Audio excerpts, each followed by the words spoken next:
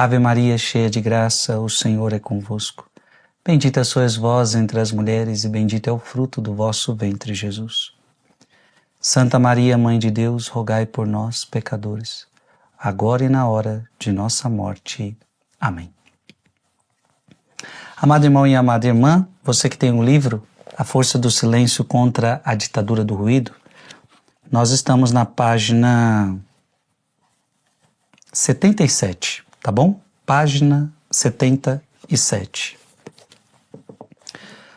Hoje nós vamos falar sobre o tema silêncio e solidão.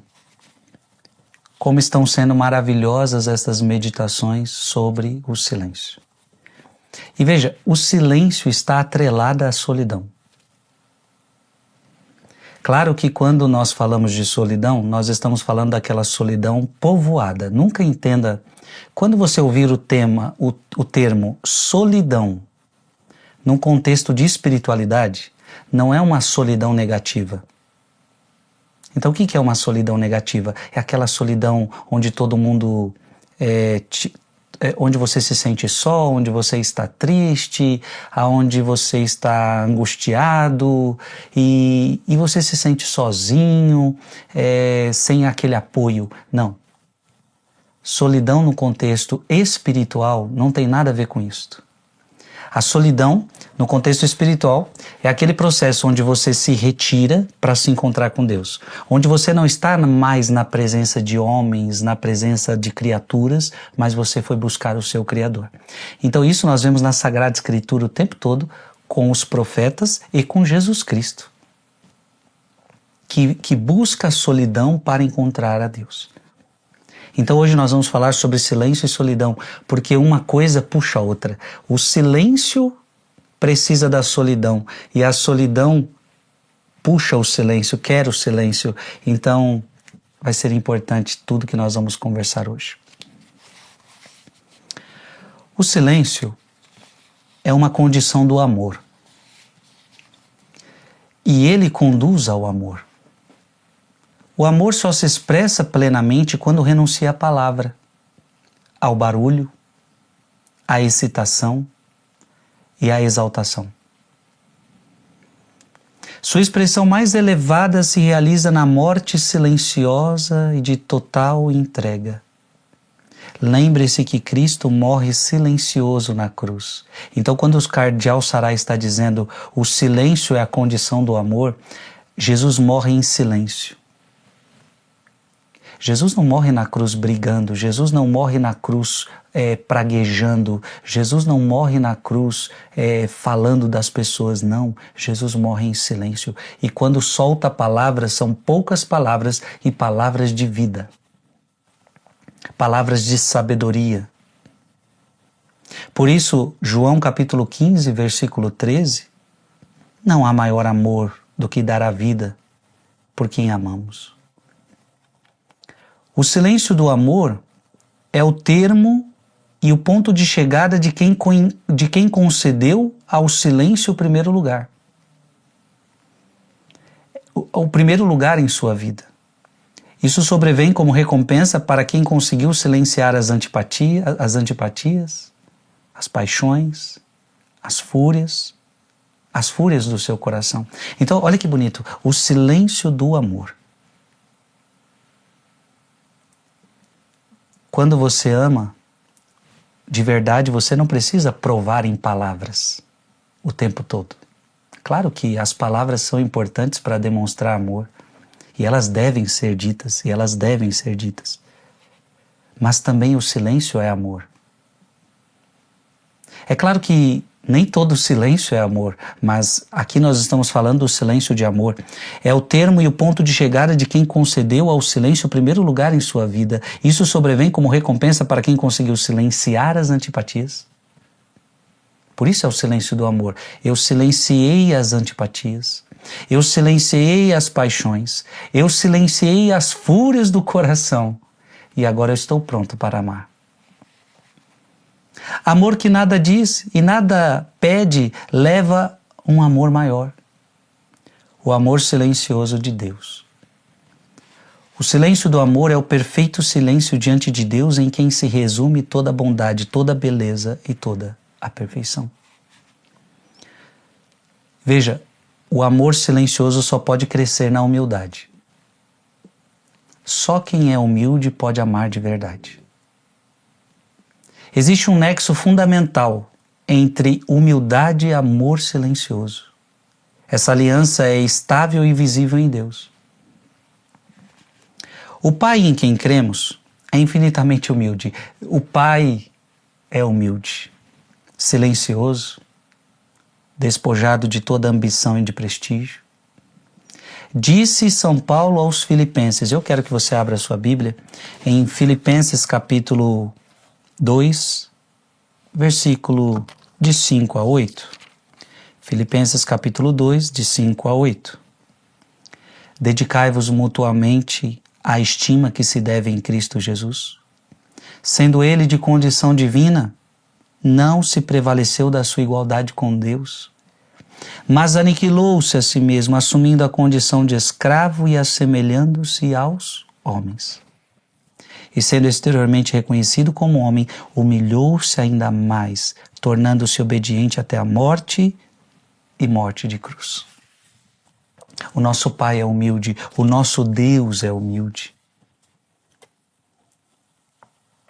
Sobre a cruz, Deus era, como vimos em Isaías 53, 7.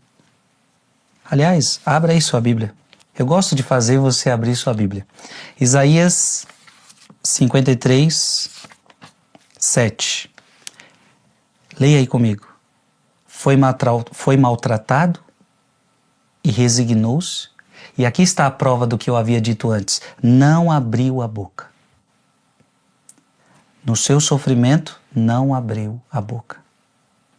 Como um cordeiro que se conduz ao matadouro e uma ovelha muda nas mãos do tosqueador, ele não abriu a boca. Diante de tantas acusações, diante de tantas afrontas, diante de tantas coisas, diante de tantas acusações, diante de tudo, diante de tantos tribunais, ele não abriu a boca. É o silêncio do amor. É o silêncio da humildade. Portanto, o amor é sempre humilde, silencioso, contemplativo e posto de joelhos diante do amado. Jesus ilustra essa realidade quando vemos na noite da Quinta-feira Santa, ajoelhando-se, lavando os pés dos seus apóstolos. O lava-pés é uma revelação do que é Deus. Ele é amor, amor humilde, sacerdotal e sacrificial. E a humildade de Deus tem a própria profundidade de Deus. Meu Deus, a gente olha para Deus e vemos o nosso Deus é humilde. O nosso Deus é humilde. O silêncio do amor corresponde ao encontro dos dois silêncios, o silêncio humano e o silêncio divino, que caminham juntos. O Getsemane e o Calvário de Cristo representam a mais bela união desses dois silêncios. O silêncio do Getsemane, o silêncio do Calvário.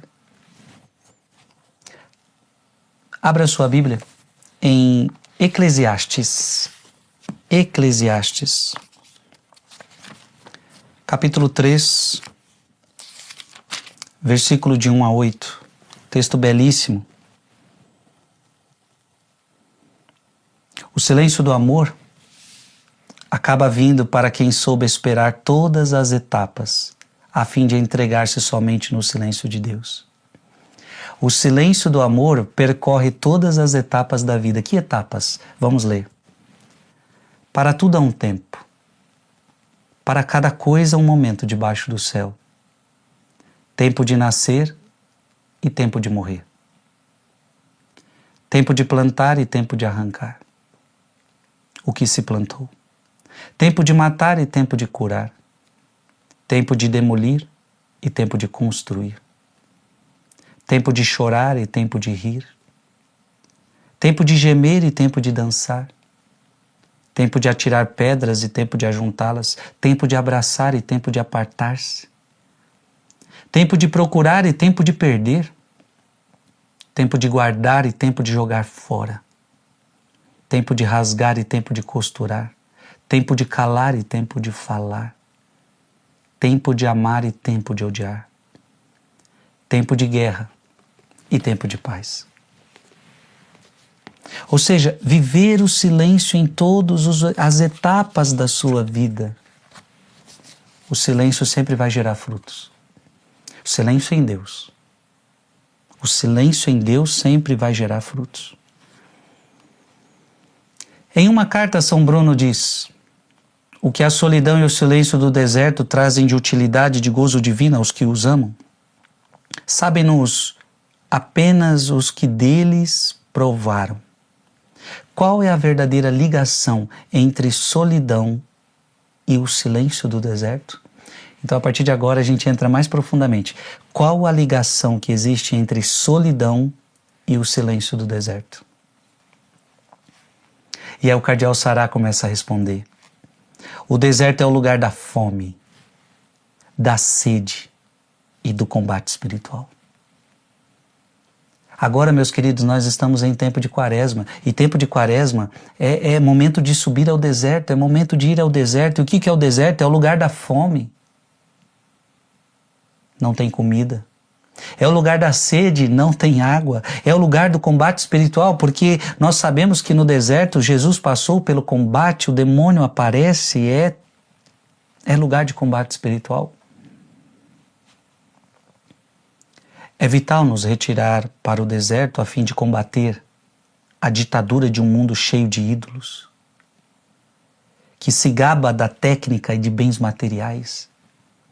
Um mundo dominado e manipulado pelos meios de comunicação. Um mundo que foge de Deus refugiando-se no barulho. Veja que forte isso do cardeal Sará. Então, quando você vai para o deserto, você quer combater essa ditadura de um mundo cheio de ídolos, que se gaba da técnica e de bens materiais, um mundo dominado e manipulado pelos meios de comunicação, um mundo que foge de Deus refugiando-se no barulho, um mundo que foge de Deus. Devemos ajudar o mundo moderno a fazer a experiência do deserto, onde tomamos distância dos acontecimentos do dia a dia. Preste atenção, é preciso que a gente tome distância dos acontecimentos do dia a dia. Nós não precisamos saber de tudo. Querer saber de tudo é praticamente impossível. Ter paz de espírito, querendo saber de tudo, todas as informações, tudo que está acontecendo no mundo inteiro. Devemos ajudar o mundo moderno a fazer a experiência do deserto, onde tomamos distância dos acontecimentos do dia a dia e podemos fugir do barulho e da superficialidade. O deserto é o lugar do absoluto. O deserto é o lugar da liberdade. Não é por acaso que o deserto é o lugar onde o monoteísmo nasceu. O deserto é monoteísta. Ele nos preserva da multiplicidade dos ídolos que os seres humanos fabricam para si. Nesse sentido, o deserto é o reino da graça. Longe de suas preocupações, o ser humano encontra o seu Criador e o seu Deus.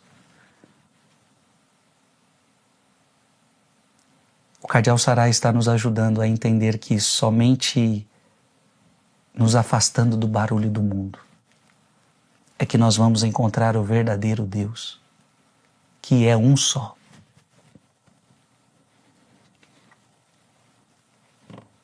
Grandes coisas começam no deserto, no silêncio, na pobreza e no abandono. Veja Moisés, Elias, João Batista, o próprio Jesus. É no deserto que Deus nos conduz, é no deserto que Ele fala ao nosso coração, conforme nós vemos na palavra de Oséias. Abra sua Bíblia em Oséias. Oséias, capítulo 2, versículo de 16 a 25. Oséias 2, 16 a 25. Por isso atrairei a conduzirei ao deserto e lhe falarei ao coração. Veja, é no deserto que Deus fala ao nosso coração, é no deserto que Deus fala ao seu coração, longe da agitação do mundo, longe do barulho do mundo, longe da manipulação mundana. Por isso atrairei, te conduzirei ao deserto e lhe falarei ao coração. Então lhe darei as suas vinhas e o vale de Acor como parte de esperança. Aí ela se tornará como um tempo de sua juventude, como nos dias em que subiu da terra do Egito. Naquele dia, diz o Senhor, tu me chamarás meu marido e não mais meu Baal. Olha que bonito, o deserto, é dessa palavra que o cardeal estava se baseando para dizer que o deserto é o lugar onde a gente renuncia os falsos ídolos, os falsos deuses. Chamar a Deus de meu marido é no sentido de que eu tenho uma aliança com Ele. O Antigo Testamento, ele tem essa linguagem de Deus, eu tenho uma aliança com Deus, um casamento com Deus. Então, naquele dia, diz o Senhor, tu me chamarás meu marido, não mais meu Baal. Não lhe deixarei mais na boca os nomes de Baal, e ninguém pronunciará tais nomes. Farei para eles naquele dia uma aliança com os animais selvagens, as aves do céu e os répteis da terra. Farei desaparecer da terra o arco, a espada e a guerra, e os farei repousar com segurança. Eu as desposarei para sempre conforme a justiça e o direito, com benevolência e ternura. Eu as desposarei com fidelidade e conhecerás o Senhor. É no deserto, no silêncio que eu vou conhecer o Senhor. Naquele dia, diz o Senhor, eu atenderei aos céus e eles atenderão à terra. A terra atenderá ao trigo, ao mosto e ao óleo, e estes atenderão a Jezrael. Farei dele para mim uma terra bem semeada, usarei de misericórdia com Lo-Ruama e direi a Lo-Ami, tu és o meu povo. E ele me dirá, vós sois o meu Deus. Tu és o meu povo, vós sois o meu Deus. Que palavra linda. O deserto não é apenas o lugar onde podemos viver a provação física da fome, da sede ou da inteligência ou da indigência total. É também a terra da tentação, onde se manifesta o poder de Satanás. Muitas vezes o diabo nos leva para lá a fim de fazer reduzir todos os esplendores do mundo e tentar convencer-nos de que foi um erro ter renunciado a tais coisas. Escuta o que eu estou te falando. O diabo quer convencer você todos os dias de que foi um erro você abandonar as coisas do mundo. Por isso a proposta dele para Jesus, olha todos esses reinos. Se você me adorar, eu posso te dar tudo isso. O diabo quer convencer você o tempo todo. Foi um erro você ter renunciado ao mundo. Porque eu posso te dar poder, eu posso te dar prazer, eu posso dar o que você quiser. Ao entrar no deserto, Jesus se expôs e se expôs firmemente à força sedutora de Satanás, estendendo também aí os efeitos de seu batismo e de sua encarnação. Ele não se basta em descer às águas profundas do Jordão. Cristo desceu também até o fundo da miséria humana, a região dos amores arruinados, das relações destruídas, das mais depravadas ditaduras do sexo e das solidões de um mundo marcado pelo pecado. O deserto nos ensina a lutar contra o mal e a todas as más inclinações para recuperar a nossa dignidade de filhos de Deus. É impossível entrar no mistério de Deus sem entrar na solidão, sem entrar no silêncio do nosso deserto interior. E veja, gente, a gente está falando aqui de deserto interior, não é deserto físico, é deserto interior. São as pessoas que sabem encontrar Deus e orar aonde quer que estejam. Eu encontro Deus no meu deserto interior. Quando fordes orar, entra no teu quarto, no quarto do teu coração, fecha a porta e ora ao teu Pai em segredo.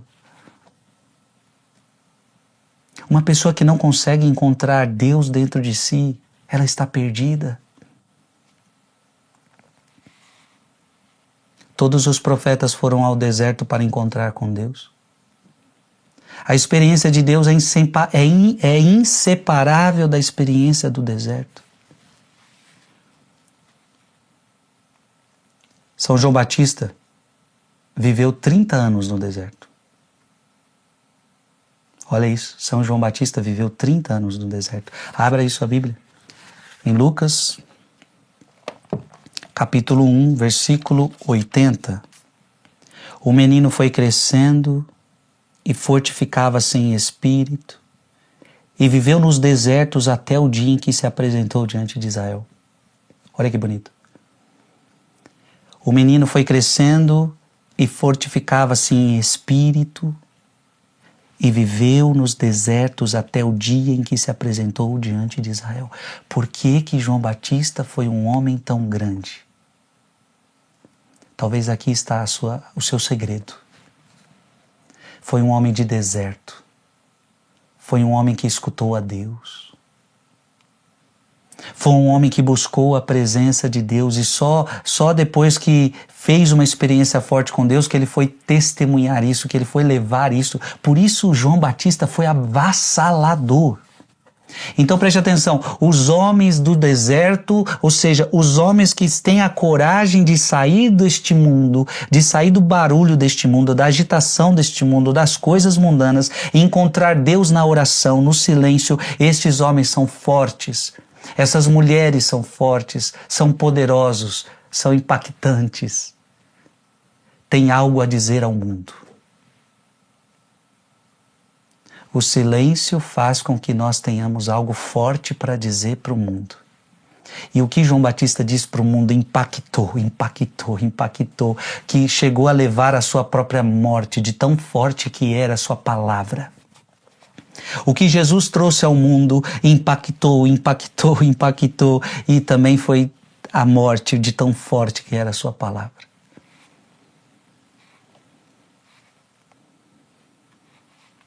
No lugar onde reinava o maior silêncio, João Batista construiu o seu relacionamento com Deus.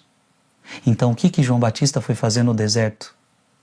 Construir o seu relacionamento com Deus. Talvez essa quaresma está fazendo você construir o teu relacionamento com Deus, mas que você não pare na quaresma. Continue construindo o seu relacionamento com Deus. O deserto leva ao silêncio e o silêncio nos introduz na mais profunda intimidade de Deus. Mas é absolutamente necessário que alguém viva no deserto ou em um mosteiro para tornar-se contemplativo? E você pode estar dizendo, mas eu preciso então entrar no mosteiro? Claro que não. Claro que alguns têm esse chamado.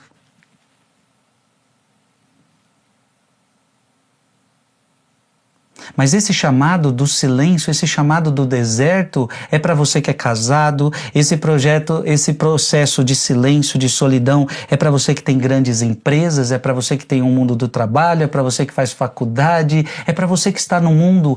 Sim, porque o que nós estamos propondo aqui? O que o cardeal Sará está propondo? Silêncio interior, deserto interior.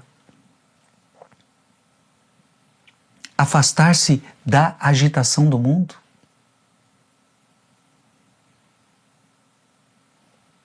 Eu tenho certeza que você que está acompanhando todas essas pregações, você está cada vez mais com desejo de viver isso na sua própria vida.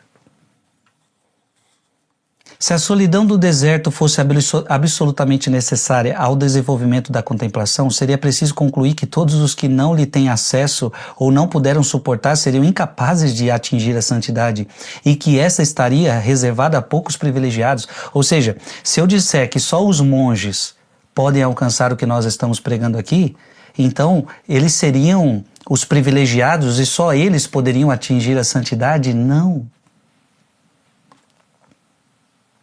Os exemplos de Santa Faustina Kowalska, São João Bosco, São José Maria Escrivá, Santa Teresa de Calcutá, São João Paulo II mostram que todos somos chamados à contemplação. Os pais de Santa Teresinha, casados.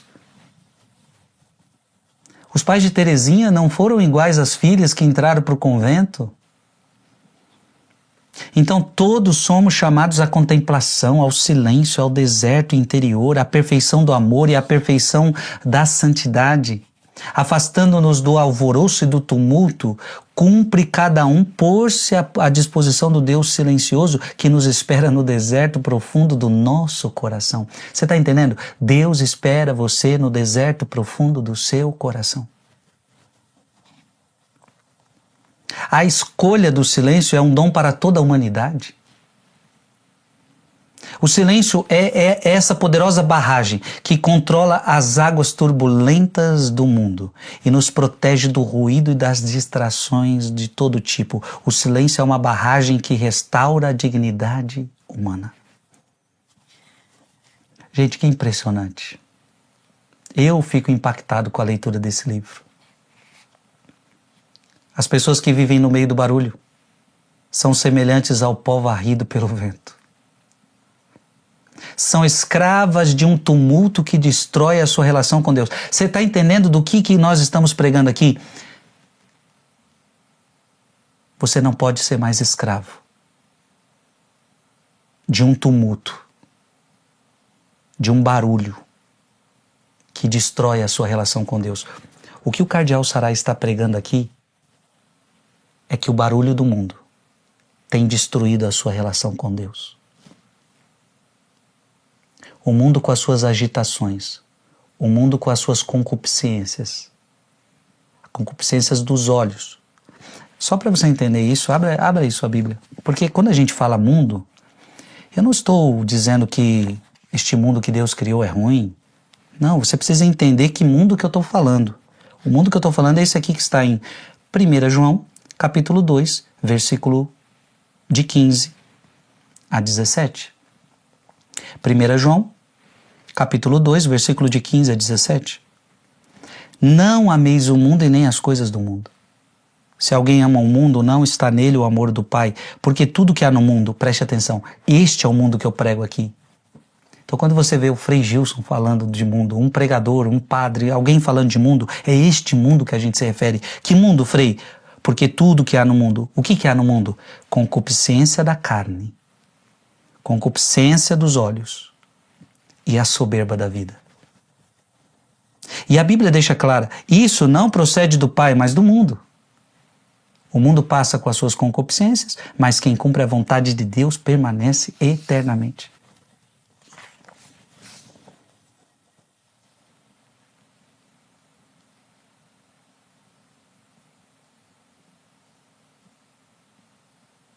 Não deixe que o tumulto então destrua a sua relação com Deus. Essa quaresma está restaurando a relação que muita gente tinha perdido com Deus. E por isso eu estou muito feliz. Essa quaresma está restaurando o relacionamento que muita gente tinha perdido com Deus. De vez em quando a gente vê os comentários de um ou de outro. Essa quaresma está me fazendo voltar para Deus. Já valeu a pena. Ao contrário, os amantes do silêncio e da solidão caminham passo a passo em direção a Deus. Assim como os domadores conseguem controlar os leões que rugem, eles sabem romper as espirais infernais do ruído do mundo. Devemos fazer uma escolha. Deus ou nada. O silêncio ou o barulho. Qual é a tua escolha? Qual é a tua escolha? você vai ter que fazer uma escolha. Deus ou nada. O silêncio ou o barulho. Sem as amarras do silêncio, a vida não passa de um movimento deprimente. Um barquinho insignificante que constantemente é sacudido pela violência das ondas. O silêncio é a parede externa que devemos construir para proteger o nosso edifício interior. Gente, que lindo! O silêncio é proteção. Então, quando eu escuto determinadas coisas que só contaminam minha alma, o silêncio é proteção. Quando eu vejo coisas que só vão contaminar minha alma, o silêncio é proteção. Então, você está entendendo? O silêncio é como um muro que te protege. Porque o que é esse silêncio? Eu não quero ouvir as coisas do mundo, eu não quero ver as coisas do mundo, eu não quero sentir essas coisas do mundo, eu não quero alimentar esses sentimentos do mundo. Eu quero Deus. Eu quero as coisas de Deus. Na verdade, é Deus mesmo quem constrói esse dique e nos protege do tumulto, dos ataques externos e das tempestades do mundo. Essa é a garantia que nos dá o profeta Isaías. Isaías 26, versículo 1, abra aí sua Bíblia. Isaías 26.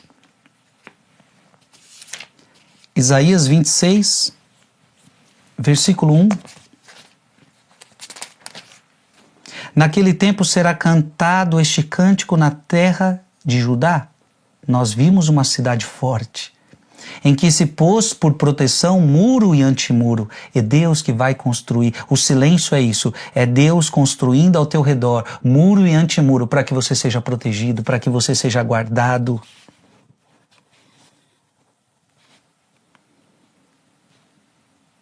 Eu me lembro. Todo ano eu faço um retiro de silêncio de uns 8 dias. Eu fico 8 dias sem falar com ninguém, 8 dias retirado, 8 dias onde só falo com Deus, onde eu só escuto a Deus. É maravilhoso. Já fazem quase 20 anos que eu faço isso, todos os anos. E é interessante porque quando eu fico 8 dias na montanha, em silêncio, sem celular, sem internet, sem nada, quando a gente volta, a gente parece que... Eu vou te falar a minha impressão. Parece que eu estou perdido no mundo. Porque eu fiquei 8 dias sem notícias, eu fiquei 8 dias sem saber o que estava acontecendo. Até a gente se inteirar demora. 8 dias no mundo de hoje, acontece muita coisa. Ou seja, quando você se desconecta, claro que eu estou falando que isso é um retiro, que é um período que acontece, é um desconectar total, você percebe que você é a percepção é que eu sou um ser estranho agora. Mas é interessante, é bonito. Eu aconselho todos fazerem essa experiência. Liga para um mosteiro, aí vocês acolhem a gente para fazer um retiro. Eu queria fazer um retiro de silêncio, eu queria ficar aí em silêncio, orando. Nossa, quantos mosteiros acolhem você para fazer essa experiência? Se você descobrir um, vai. Faça uma experiência. Ou às vezes você tem uma fazenda, você tem um sítio, você tem uma casa na roça. Sabe de uma coisa? Eu vou para essa roça, eu vou para essa fazenda e vou ficar lá só eu e Deus. Por que não? Porque às vezes a gente só pensa no sítio, na casa, só para a festa, só para levar a família, e você pode aproveitar esse bem que Deus te deu para fazer silêncio, para fazer retiro. Quantas vezes as pessoas me oferecem, Frei, olha, esse sítiozinho, quando quiser vir, nossa, eu já olho e falo, meu Deus, um retiro de silêncio aqui, de silêncio. Mas as pessoas do mundo de hoje, quando ela vê um sítio, quando ela vê um lugar retirado, ela pensa já no churrasco, ela já pensa na festa. Não que não possa fazer isso também, mas você tem que começar a entender que você pode buscar mais silêncio, buscar mais a presença de Deus e aproveitar esses momentos. Ao abrigo dessa muralha, vivemos no silêncio no coração de Deus e nossos olhos estão constantemente voltados para Ele porque queremos vê-lo. Por que falar de muro e antimuro? Por que falar de proteção do mundo? Porque o homem no início estava destinado a viver no paraíso. Nós estávamos destinados a viver no paraíso. Mas cedendo ao pecado, foi não apenas expulso do paraíso, mas também foi posto para fora de si mesmo e abandonado à exterioridade e à escuridão. Então, preste atenção, o homem foi expulso do paraíso, mas aconteceu uma coisa, o homem foi posto para fora de si mesmo. O homem saiu da sua essência, o homem saiu do seu chamado.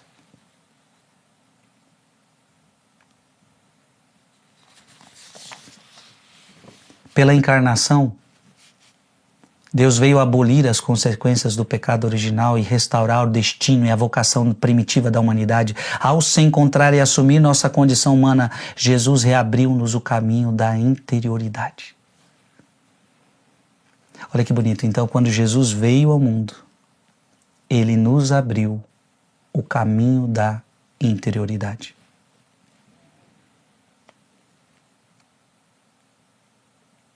Você está entendendo?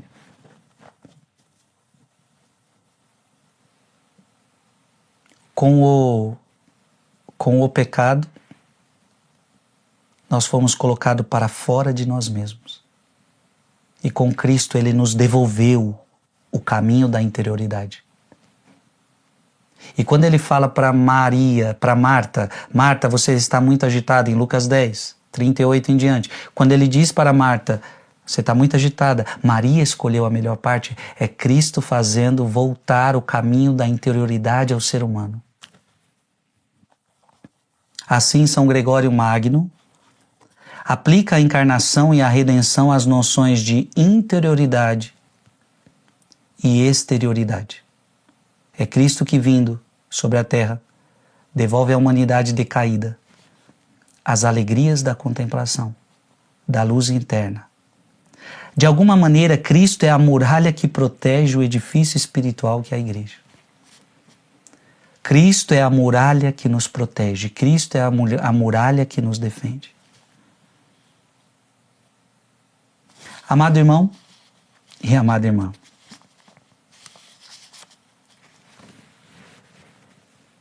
eu tenho certeza que Deus está falando muito ao seu coração através disso tudo. E do seu coração deve brotar um desejo. Eu quero encontrar Deus. Eu espero que essas pregações estejam ajudando você a dizer assim para você mesmo: eu estou cansado deste mundo.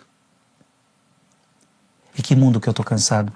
Aquele mundo que está aqui na palavra. Eu estou cansado deste mundo que está em 1 João capítulo 2, versículo 16.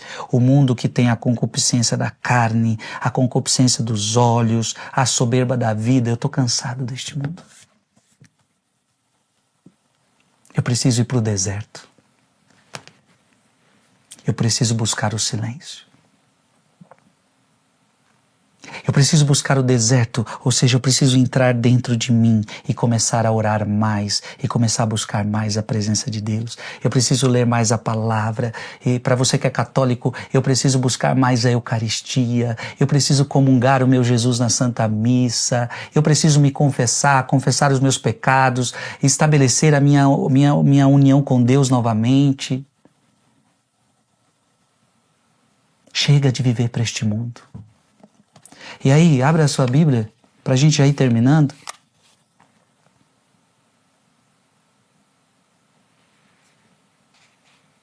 Romanos capítulo 6, versículo de 8 a 11. Ora, se morremos com Cristo, cremos que viveremos também com Ele, pois sabemos que Cristo, tendo ressurgido dos mortos, já não morre, nem a morte terá mais domínio sobre Ele. Morto Ele foi uma vez por todas pelo pecado, porém vivo continua vivo para Deus. Portanto, vós também considerai-vos mortos ao pecado, porém vivos para Deus. Ou seja, para este mundo eu estou morto. Para este mundo eu estou morto. Para Deus eu estou vivo.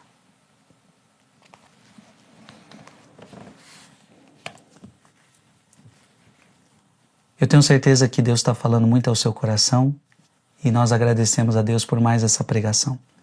Obrigado, Jesus. Obrigado, Senhor. Nós queremos te encontrar, nós queremos te ver. Glória ao Pai, ao Filho e ao Espírito Santo, como era no princípio, agora e sempre. Amém.